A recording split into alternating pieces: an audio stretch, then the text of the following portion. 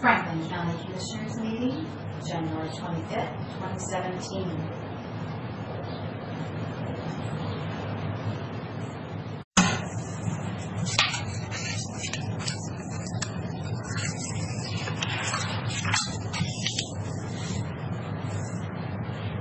Good morning, everybody. It is our regular board meeting, Wednesday, January 25th. I can't believe it's the end of the first month of the year already. It's going pretty rapidly.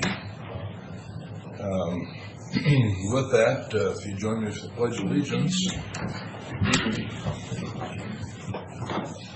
I pledge allegiance to the flag of the United States of America and to the republic for which it stands, one nation under God, indivisible, with liberty and justice for all. Thank you. We have a full board this morning, along with some staff in the audience. So with that, we'll start right off with Carly. Thank you, Mr. Chairman. I'm here today on behalf of the auditor with a request for a Step 4 placement for a promotion into the Director of Audit Services position. The information was laid out in the read ahead, but before I answer any questions that the board may have, I'd like to address some questions that I've received in the last couple days, as well as clarify the request. The auditor has identified a candidate for the vacant position of Director of Audit Services, which has been a vacant position since mid-September of 2016. As an elected official, the auditor has the authority to assess the qualifications of candidates for a position within his office, and based on his assessment, offer the position to the best candidate. He also has the authority to assign job duties within the framework of the classified position. As many of us know, as organizational needs change, the focus of individual positions often change as well to address those needs. We often call this the other duties as assigned portion of the job description. While he's not required to do so, Mr. Beaton has engaged with HR as a partner in making these decisions over the past couple months as we've recruited for this vacant position. So the request today is not to request a change to the classification or grading of the position, nor is it really to have a discussion as to whether or not the candidate the auditor has selected is qualified for the position. The request today is for a two-step enhancement for the promotion, which requires board approval by county policy based on the candidate's experience, including the ability to quickly pick up the pending projects that this position was focused on prior to the position becoming vacant. Explain the two-step enhancement. So under county policy, when a county employee is offered a promotion, they go to the grade of that position, and they go to the step that offers them an increase from their current salary. From their current salary. So this candidate under county policy would go to a grade 20, step 2. The auditor is requesting that the individual be placed at a grade 20, step 4.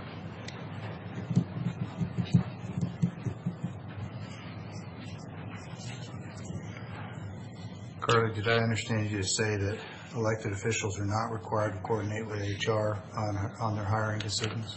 They're not as in terms of the selection of the candidate.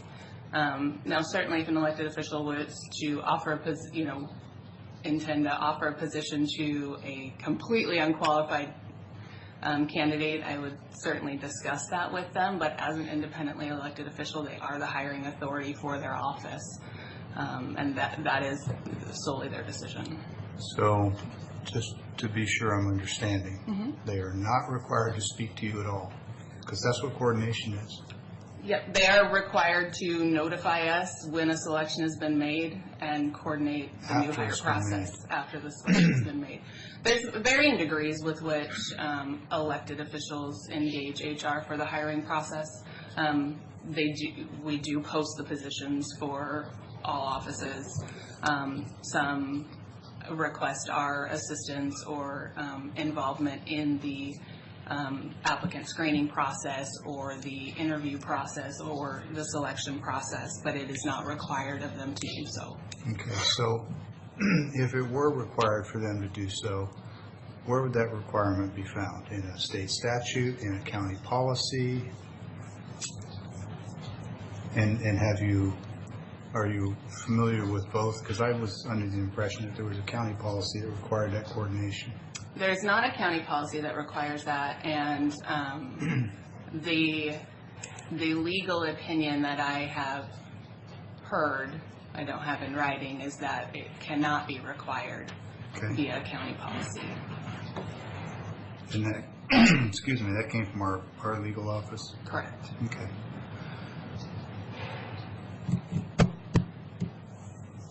And as well as from risk pool attorneys as well.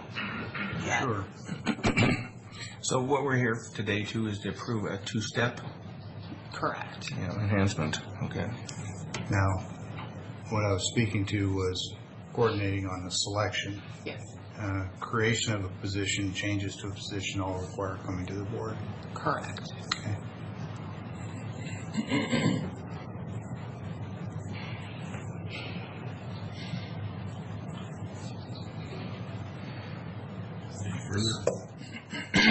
Yes. So, excuse me. So if an elected official moves duties and responsibilities within their department, presumably they're free to do that. And the compensation for positions when they come in and present either wanting an increase or decrease for a particular position, do we see both sides of that equation? I think in this one, for example, there's an offset in the salary between a couple of positions, right? Correct. Okay, maybe you could speak to that. I know it's in the read ahead, but I'd like to have some of this in discussion. Sure. So in this particular case, and generally when you have an internal promotion that occurs to fill a position, there's a vacancy left behind when that individual promotes. In this case, there's the chief deputy position within the same office that is being left vacant. So presumably there ends up being a budgetary offset because that vacant position is then filled by somebody at a lower grade than the person who's promoting leaves that position, which is the case here. And the impact the financial impact that was indicated in the read ahead is presuming a step 4 placement of the person to backfill the now vacant position, which may or may not. It depends on if you promote somebody into that position or if we hire from the outside, what step that person would end up at. Yeah. So we've had some past discussions with other departments about the stratification and separation between electeds and deputies and senior people in their departments. What does this particular request do in that respect? Does it not create a chief deputy or a chief auditor, chief of audit services that is significantly above a deputy? It doesn't create that. That exists already. The position is created, and so this pay structure already has them above the deputy? That is correct. The structure within the auditor's office has 2 director positions at a grade 20, the chief deputy positions at a grade 17. Okay. All right.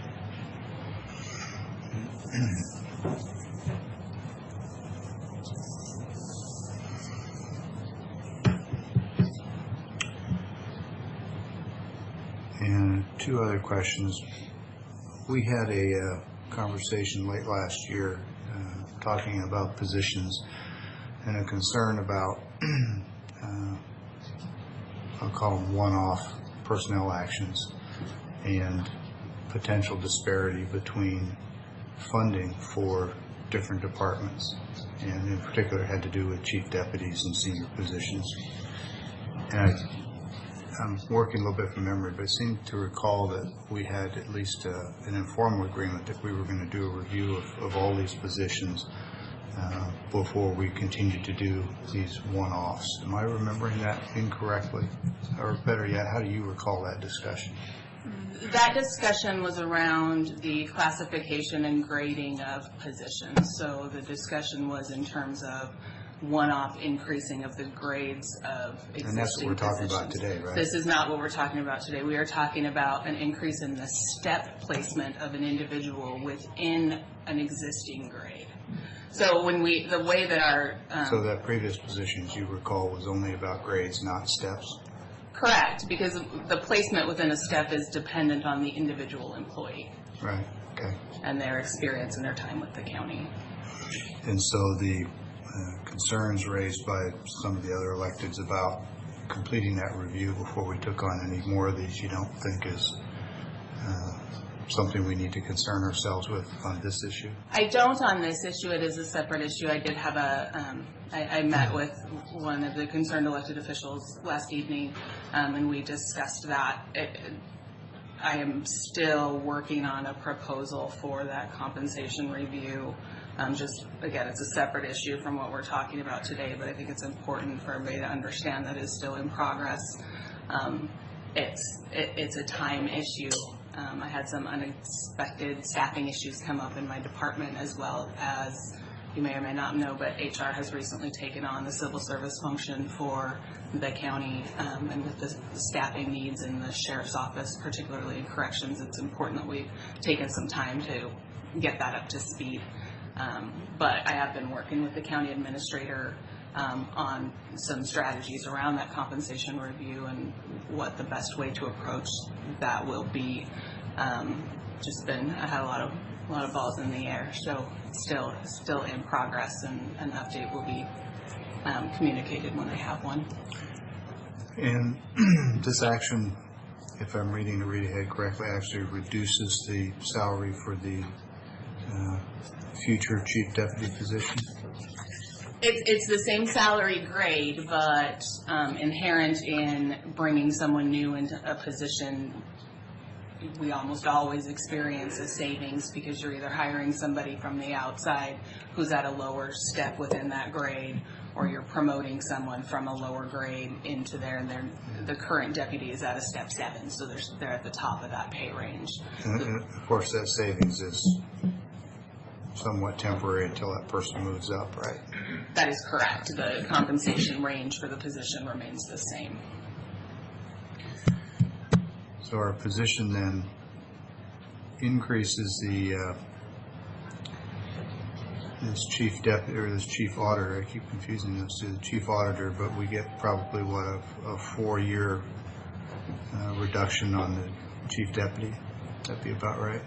That's about right, and we do already, we're experiencing a savings from where the previous director of audit services was. That individual that vacated that position was at a 20-step 7. Yeah. So that savings has already been experienced with the creation of the 2017 budget, because the budget was created with assuming that position at a step 1, since it was vacant. So when we attempt to filter out these temporary step changes, what we're really doing is not changing the salary, but just increasing the timing of pay increases on these positions. Yes. Okay. Okay, I think that's it. Thanks. Yes. Any further questions? I have none. I think Commissioner Peck, your questioning was good enough to explain almost everything discussed here, and I think we're here for a grade step for the 2 enhancement, and that's what the motion is needed to be for. Am I correct? Yes, it would be the placement at a grade 20 step 4 for that position. I do have a personnel action form for the chairman to sign. And all these positions are already worked into the 17 budget by grade, not necessarily by step. That's correct. The danger, not in this scenario, but just in a general sense of budgets and staffing, the danger is when you get loaded with employees that are all on the upper end of the staff range, because then you really start putting pressure on a budget that isn't designed for that. Yes. And it wouldn't be fair, so I won't ask, but someday it'd be interesting to know where we are in terms of that capacity, because if you took all of our graded positions and said if they were all step 2s, it'd be this much, if they were all step 7s, it'd be this much. Yeah. Where are we on that continuum? Because it speaks to our financial health and staffing over the next 2, 4, 6, 8 years. Because unless we have a lot of turnover, and historically we don't, there's going to be increased budget pressure. For sure. Yeah. Okay. Mr. Chairman. Need a motion? Mr. Chairman, I move that we approve the offer of the employment of Director of Audit Service of grade 20, step 4.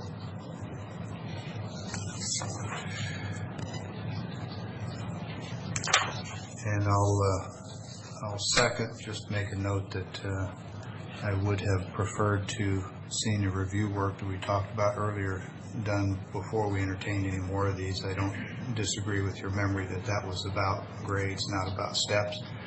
But I do think that there's, call it elasticity in that budget window and how much pressure it puts on the budget. And I would like to see that review before we entertain any more of these, even on step changes, because I think that's a largely ignored and generally unseen budget constraint. It's a huge financial impact between everybody being a 7, everybody being a 2. And our ability to take on these step increases, when we see them, it's only this much, it's only this much, or little bite-sized pieces, but that adds up rapidly. And it directly comes back to our ability to negotiate with unions in good faith and provide pay increases. And I think that's what has bitten us over the last several years, and our inability to pay is because of these incremental one-offs here and there ate up our capacity. Obviously just a personal opinion on the subject, but I think that review, and it doesn't need to be like a hate group full on, it just needs to be an analysis of where we're at. Thank you. We have a motion and a second. All in favor? Aye. Opposed?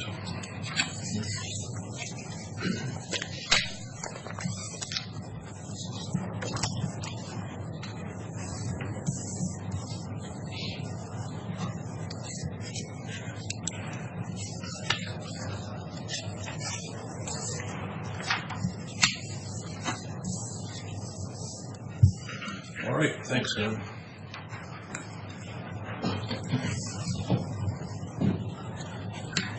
Now we have our Public Works.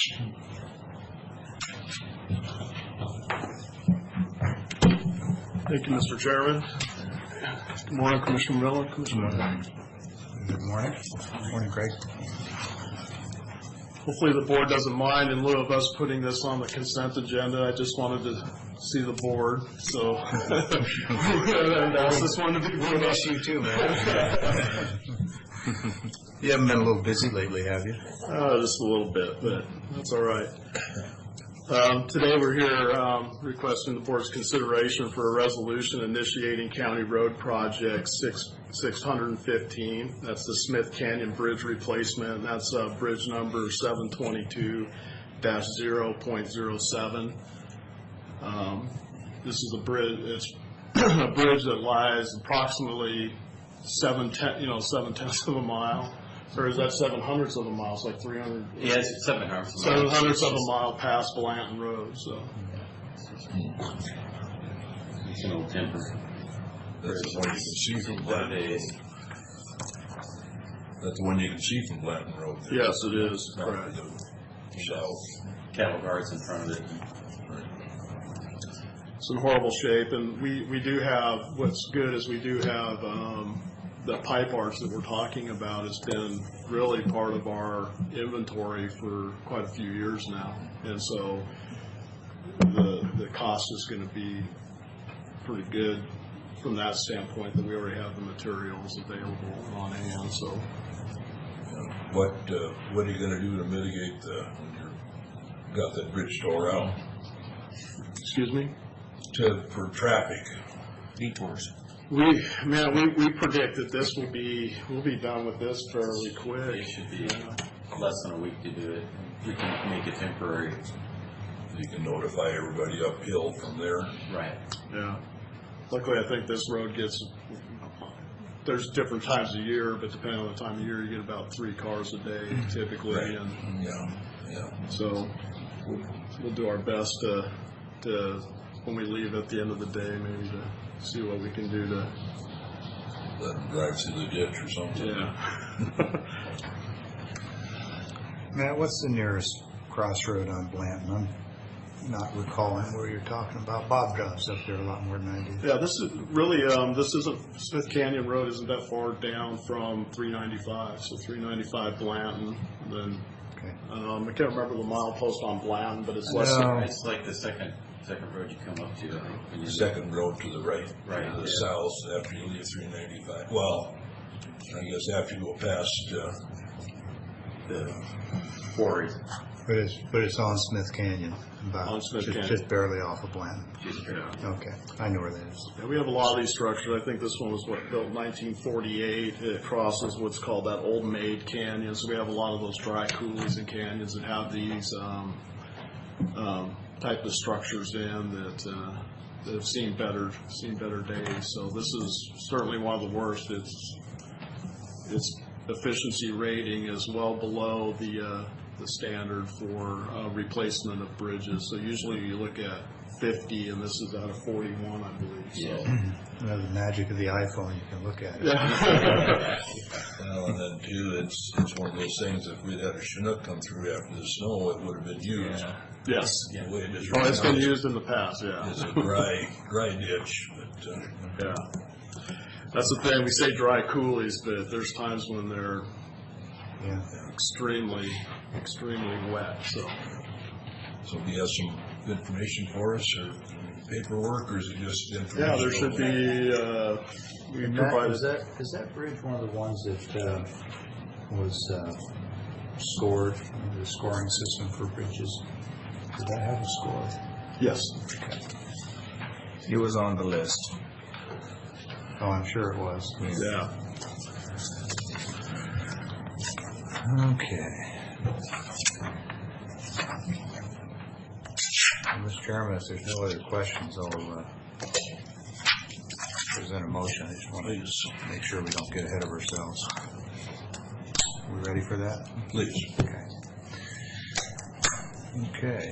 Move for approval of the request of Smith Canyon Bridge Replacement Project number 615. Whoop. County Road Project 615, Smith Canyon number 722, bridge replacement. And that's resolution 2017-20. I see it's pre-numbered here. Okay, second that motion. All in favor? Aye.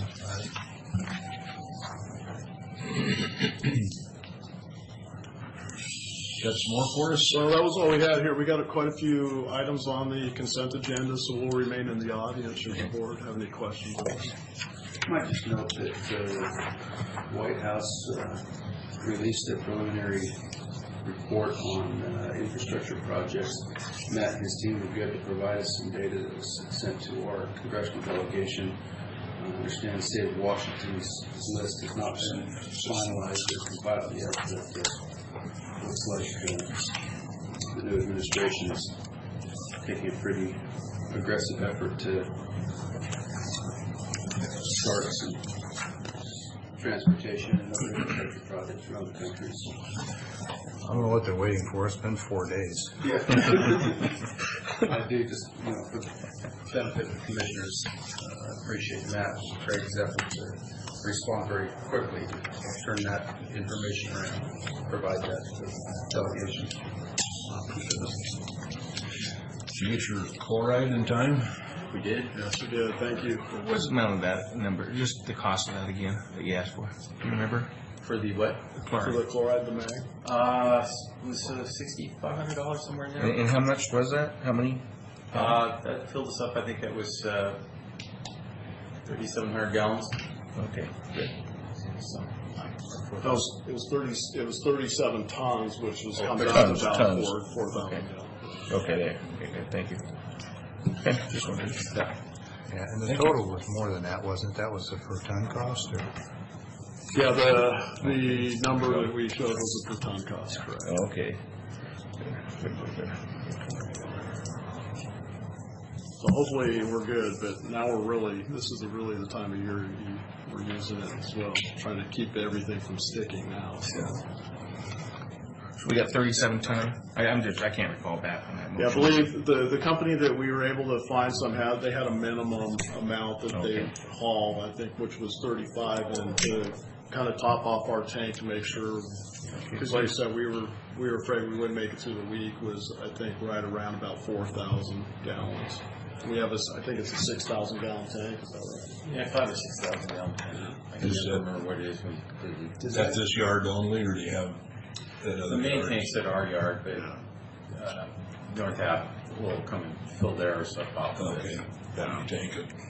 In the future, to try to ensure something like this doesn't happen again, we're looking at putting a storage tank up north, because there's definitely some efficiencies we can gain from them having to come down with their, I think they have is it a 500 or 600 gallon tank on a truck? They come down, fill up from our tank, and then they're heading back up to Connell. That's just not efficient. It's not cost effective. You know, think about that. Booker just sold a ton of tanks. I know. So yeah, we were looking at building a concrete containment area and putting a tank up there for them. So we have both locations, and we get those efficiencies, and we don't have to worry about running out. And we have more capacity that way as well. So. That mag chloride comes to us in solution, it's not dry? We do both. We'll mix the granules a lot with our sand, but also with our sand we'll sometimes spray it down too. So we use a little bit of both. The granules are more what we mix with our sand, and then the liquid is what we actually spray out on the roads themselves. Just in the high traffic intersections. That's where you use the spray. Yeah. Is it more immediate? It depends on the temperature. It begins to lose its effectiveness when it gets down to around 25. So for it to be effective, we need it to be not 5 degrees like it had been for.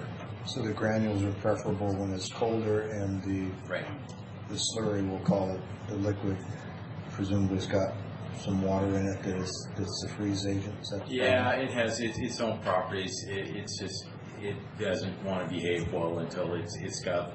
It doesn't have to be up above freezing, but it likes to be above, I think 24, 25 degrees before it really is effective. It does a little bit. So it's effectiveness, it's not your ability to spray it because of that cold. Right. Yeah. And it'll liven back up once, even if we apply it when it's cold and the temperature comes up, it'll liven back up and do its job. So. All right, thank you. Thanks. Good seeing you again. Good seeing you. Been a while. It's the time of the meeting for public comment. Do we have any comments? If not, we'll go on to approval of vouchers. All right. Mr. Chairman, it looks like we've got a stack of 12 vouchers vouchers, I'm sorry. Vouchers, you got a green folder there by you, Commissioner. That's appropriate. Did you do that? Surprise doesn't have like a big $sign graphic. Watch out. Yes. Yeah, there you go. Wow, okay. Mr. Chairman, we have one voucher in the shiny new green folder today. And these are fund expenditures in the total amount of $602,460.02. Strike that, and 2 cents. Just looking down the list here. They are signed by the representative from the auditor's office. Been reviewed by Mr. Johnson. So with that, I move for approval as presented. Second. All in favor? Aye. Aye. There you go. And how about consent agenda now? That will work. Okay. 12 items on today's consent agenda. We have questions on a couple. Move for approval with discussion. Okay, I second the approval. discussion? Okay. All right. Keith, you're tuned in on the cell phone request to track, and you're convinced that that's appropriate. I mean, normally event managers run around there, event managers work on a handheld radio. The need for a cell phone strikes me as probably excessive on the property, but maybe there's something I'm not realizing. Just, there are times when he's not on the property for the Yeah. radios or not.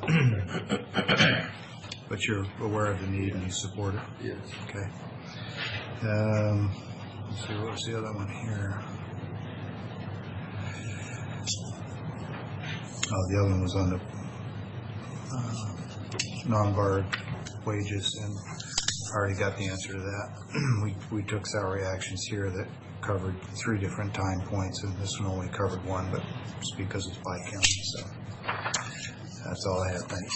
Okay, while we're there, I just might as well ask Matt, Public Works, this one here about the administration request withdrawal of redundant final perspective PPR ZRP 605. Can you explain that a little bit? I'm trying to read through that. Yeah, we resubmitted a project. It wasn't funded based on the timeline of when, because their funding with RAP funding is on a biennium basis. And so in the meantime of us submitting it, we got that project funded.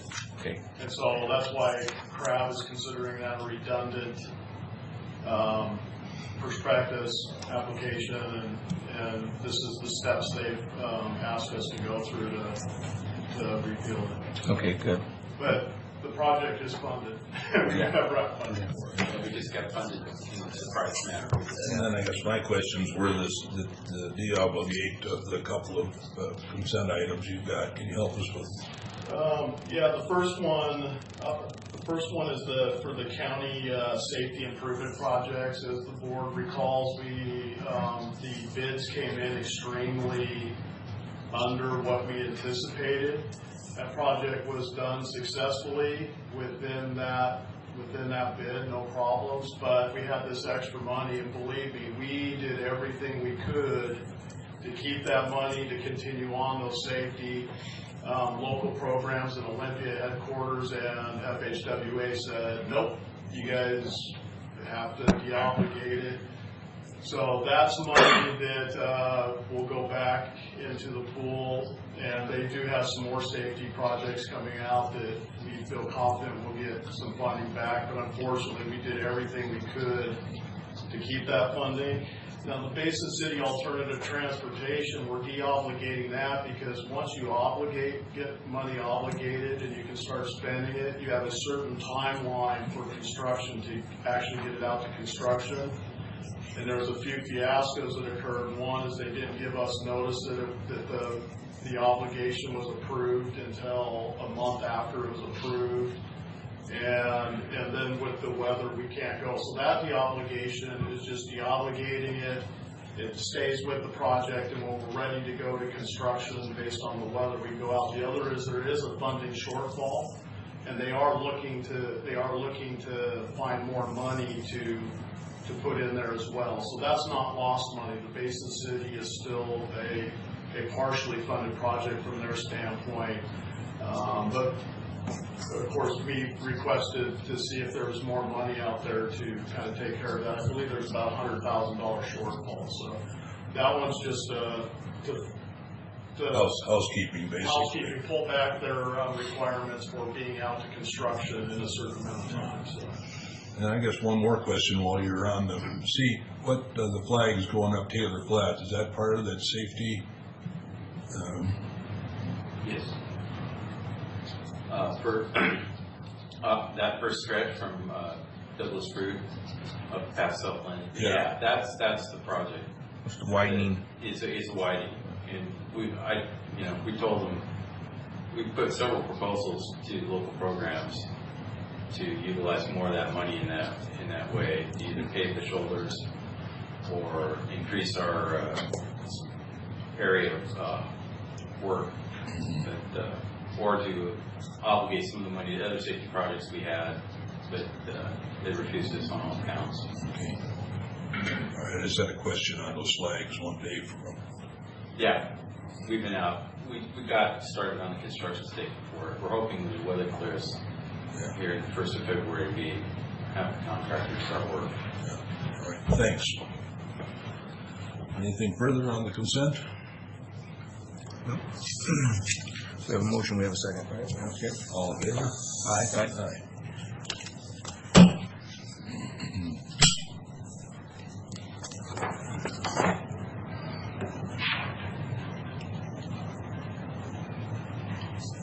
Keith, maybe we can sign while visit with us. Yeah, thank you, Mr. Chairman. I had on the agenda a discussion of the AdCom, what says the discussion of the AdCom contract. AdCom is a company that we are in the beginning phases, or I guess, beginning phase of negotiating a professional services contract for them to provide project management for us in our converting or consolidating E911 ESAP center here in Franklin County, Banning County.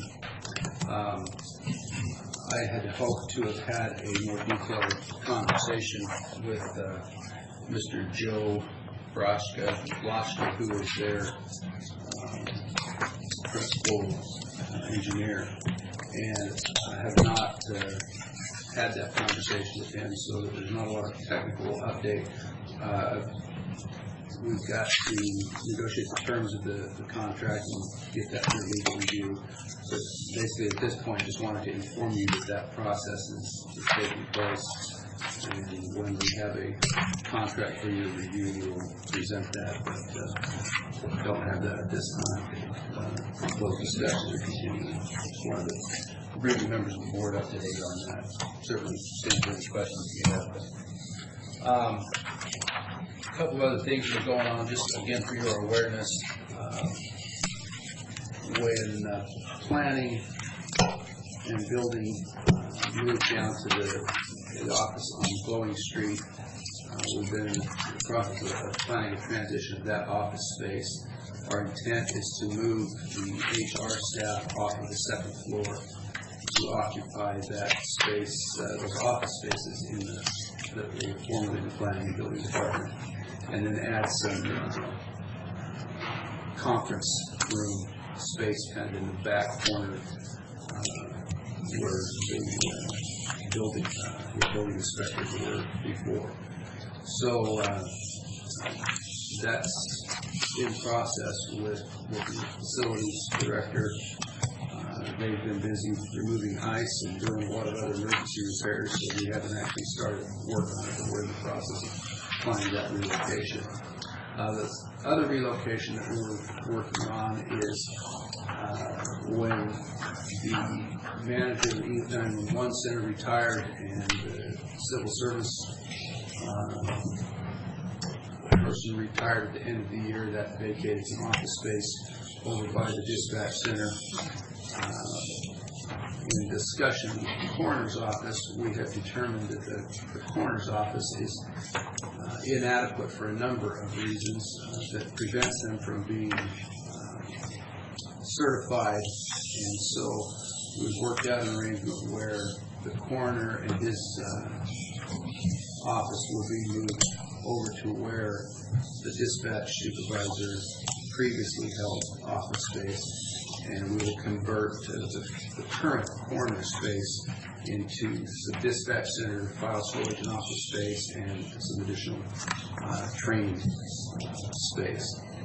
That is not anticipated to occur probably until March or April, but just wanted you again to be aware that that's the plan going forward to allow the coroner access to space that meets his needs and still keep the dispatch center functioning until we reach full vision consolidation of the use of that. Then we had a discussion or a meeting yesterday with the TRAC Advisory Board, and I know there have been a lot of questions about the future of TRAC and establishing goals and priorities, what we're going to do for capital investments. And so I'm requesting that you as a board maybe think about setting up a time frame or some dates that we could do some workshop and planning and strategic strategizing about what we anticipate the future of track to be, and how you want to structure that meeting, I think still remains to be determined. But there are some key decisions going forward that the advisory board is asking, not largely a public sentiment yet. I haven't heard the media reporting about it, but I know there are some questions out there about what our future intent is with regard to how we're going to utilize track. And so I'd like to request the board consider some options for engaging in a strategic planning session for that. And let's see. Maybe we could have that discussion about planning for track, and then I do have one resolution that I'd like you to consider unrelated to track.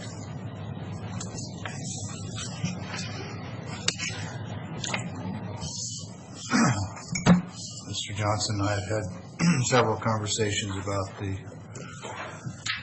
need to have some workshop time for the board to discuss future of track, and the advisory board to be effective. They really need a good set of goals and objectives from the board so that they can give us advice and opinions on achieving those goals and objectives. And to do it in the reverse, which is how it's been done in the past, really is not effective. So I agree that we need to accelerate that and get a workshop put together so that we can have that conversation. Mechanics of it are still to be worked out, as you noted. I know you had one other item too, if it's all right with the chair. This was on the inter-budget transfer of funds.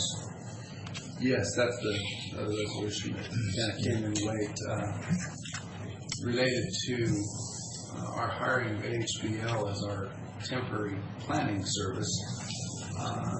Their invoice for the month of December is effectively a 2016 budget item. We had previously accommodated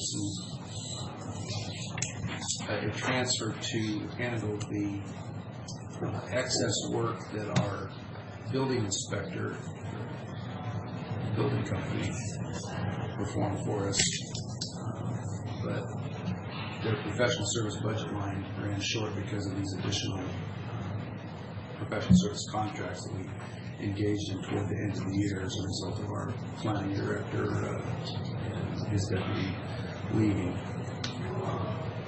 We anticipate personnel salary savings, but those don't really occur until 2017 when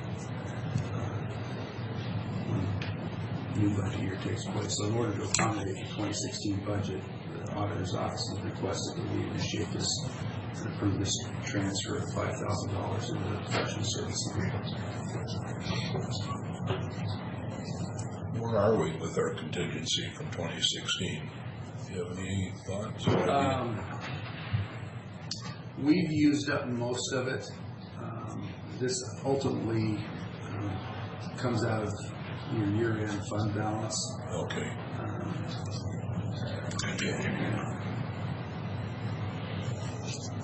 Where are we on the hiring? We have 2 interviews scheduled for next week for potential planning directors. I will tell you, we have not received a lot of resumes or applications, serious applicants. We've received a few resumes from people who are clearly not qualified, but the pool of qualified candidates has been pretty narrow. As I said, we're scheduling some group interviews with those 2 candidates that meet our qualifications and expectations, and hopefully for the next couple of weeks have an opportunity to present a name to you for hire. So I'm sure opinions vary on the subject, but in determining appropriate grading and compensation for positions, the most valuable input that I can imagine is the empirical evidence that you experience when you go to try and hire somebody. And so my first question would be, are we seeing a low level of interest based on a real market shortage of qualified people? Is it compensation, or presumably a combination of the two? Because I suspect that if we had a very, very high salary on it, we would have people willing to relocate from somewhere else. So it seems like it needs to be a combination of the two. I'm interested in your thoughts as to how much of each it is, with the end goal of determining whether or not it is prudent to consider increasing compensation for the position. Yeah, I do think it's a combination of both, and I certainly welcome Carly's input as the HR expert, but planning is a fairly specialized field, and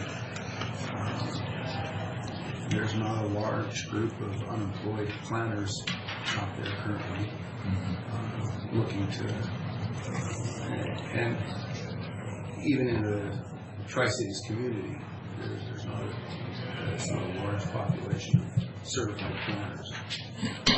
So it would require relocation for a lot of folks. One of our applicants, I will point out, is from out of state. We're paying to fly in here to interview. We have not discussed relocation costs or any of those kinds of things yet. I want to get through the interview process and see if how interested we are in pursuing that individual. And I would like to know, after talking with these guys too, what they think about compensation level. If we've clearly missed or undermarketed this from a compensation standpoint, then I may be back before the board requesting re-advertise with a change in that. But again, I think it's a combination of both lack of eligible candidates in the marketplace, and frankly, we are a low-wage public sector county in the region. We acknowledge that, and that's not unique to the planning department. That's the struggle we have with all of our recruiting. Certainly incidental to the challenges we've had in the auditor's office of hiring an audit director, of the lack of qualified CPAs or other professional designations that made it difficult to recruit for some of those positions. Carly, do you want to add anything to that? No, I agree. I think part of it is a function of, as you said, a low number of qualified individuals, and I think what I'm seeing is there's, particularly in the public sector in this stage, there's a large number of those certified planners that are nearing retirement. So we have somewhat of an aging out, for lack of a better term, of that workforce, and not a lot of qualified individuals, and so it's incredibly high demand, like we're seeing in the accounting fields right now.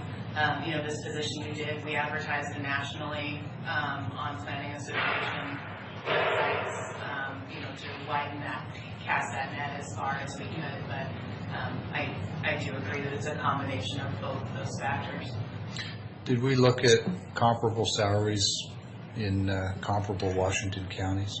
We have not done a compensation review of the position. So then your perspective that it's partly a salary issue is just based on instinct. I don't disagree. I'm just curious what the foundation is for the opinion. I've not done a full analysis, a cursory look, even within our local labor market, which is not necessarily the same as comparable counties. I look at the job openings in the paper and, things like that. And, Sure. I think there's some inherent challenges there for us. Well, we might be getting to the time where we need to have that data based on empirical feedback from the marketplace.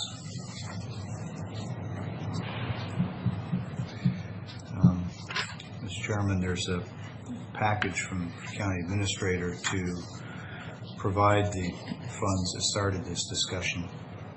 And as for an inter-budget transfer, I'm just curious, before I move for approval on this, I noticed that it is dated today, which is correct, but the language speaks to approving inter-budget transfer of the outlined amount above to enable the planning department to operate until year end. That's intended to mean fiscal year end 2016. Yeah, it's dated 2017. It's an administrative detail, but I would prefer that we just say to close out, the 2016 fiscal year or something to that effect. And with that change as a condition to approval, I'll move for approval of the subject resolution. I will second that motion. All in favor with the changes? Aye. And just give this back and we can sign it down in the office if that's okay.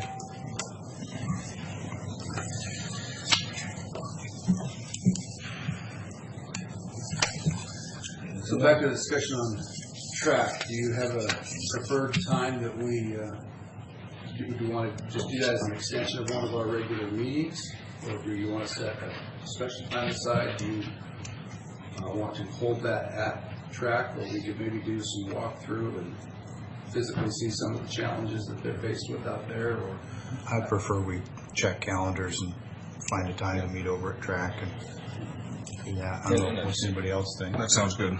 I think we look at times, of course, and then track is not a bad place to have this meeting, so. we'll get that on the calendar. Just take for a good walkthrough. Yes, it would.